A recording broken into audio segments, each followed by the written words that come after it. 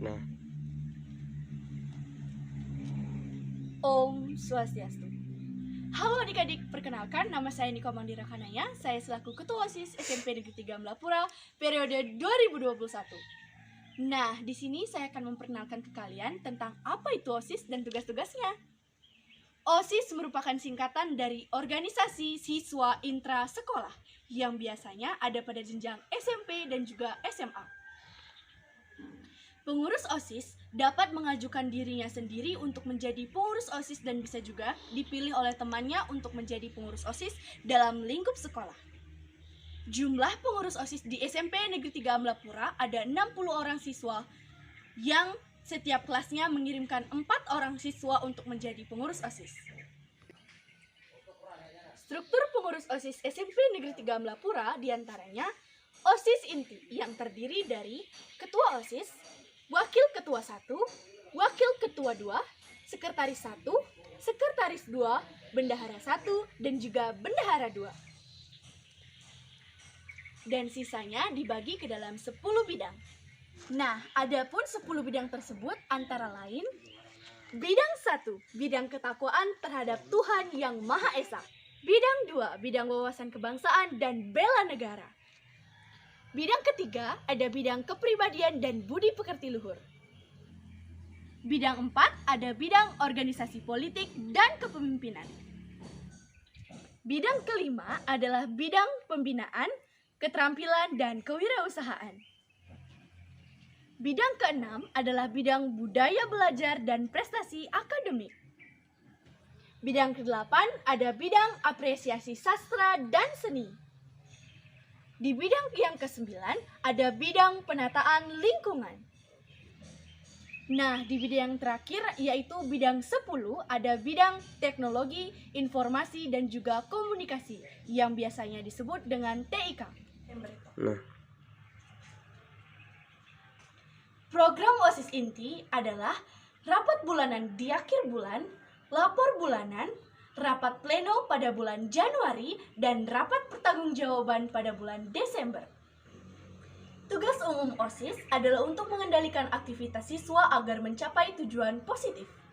Siswa yang tergabung dalam OSIS yang disebut dengan pengurus OSIS memiliki tugasnya masing-masing sesuai dengan bidang dan jabatan yang diembannya.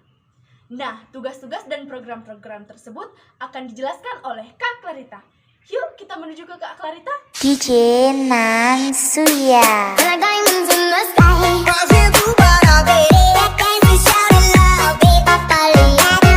Halo adik-adik, saya Nilayan Ayu Clarita Dewi. Saya selaku Wakil 1 OSIS periode 2021. Nah, di sini kakak akan melanjutkan penjelasan dari kakak Dira, yaitu menjelaskan program-program OSIS dari bidang 1 sampai bidang 5. Bidang yang pertama, bidang ketakwaan terhadap Tuhan Yang Maha Esa. Program yang pertama adalah mengatur persembahyangan purnama dan tilem. Yang kedua, pendampingan persiapan petugas upacara keagamaan dan sembahyang rutin harian. Yang ketiga, ucapan hari raya keagamaan semua agama melalui akun media sosial. Yang keempat, membuat kalender kegiatan bulanan. Dan yang terakhir, membuat laporan bulanan. Bidang 2, bidang wawasan kebangsaan dan bela negara.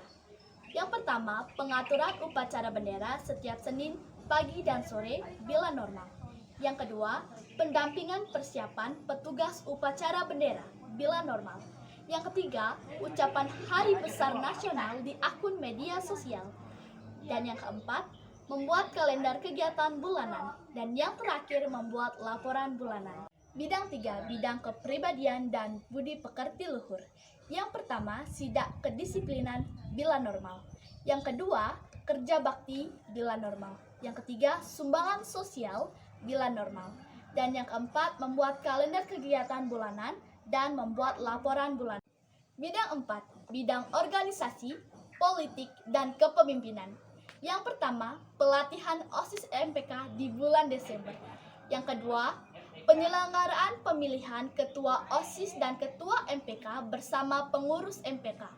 Yang ketiga, pencatatan pelanggaran pengurus OSIS. Yang keempat, membuat kalender kegiatan bulanan. Dan yang kelima, membuat laporan bulanan. Dilanjutkan dengan Bidang 5, bidang pembinaan keterampilan dan kewirausahaan. Yang pertama, pengadaan atribut OSIS dan sepakati pembuatan baju tugas. Yang kedua, inventaris OSIS. Yang ketiga, membuat ucapan atau konten terkait ekonomi dan bisnis. Yang kelima, membuat kalender kegiatan bulanan, dan yang keenam, membuat laporan bulanan. Nah, itu dia program OSIS dari bidang 1 sampai bidang 5. Bidang 6 sampai 10 akan dilanjutkan oleh Kak Pratnyana. Halo adik-adik, perkenalkan nama kakak Iwayan Putuwadi Pratnyana. Nah, di sini kakak selaku wakil ketua 2 OSIS akan menyampaikan program OSIS dari bidang 6 sampai bidang 10. Jadi bidang 6 adalah bidang budaya belajar dan prestasi akademik. Nah, kegiatannya di sini adalah 1. Optimalisasi perpustakaan sekolah, itu bila normal. Yang kedua, pengelolaan mading online bila normal. Yang ketiga, yaitu mencari artikel tentang pendidikan siswa guna akan dipost pada halaman FB sekolah. Yang keempat, yaitu mendokumentasikan perlombaan akademik guna akan dipost juga pada Instagram, halaman Facebook dan juga YouTube sekolah.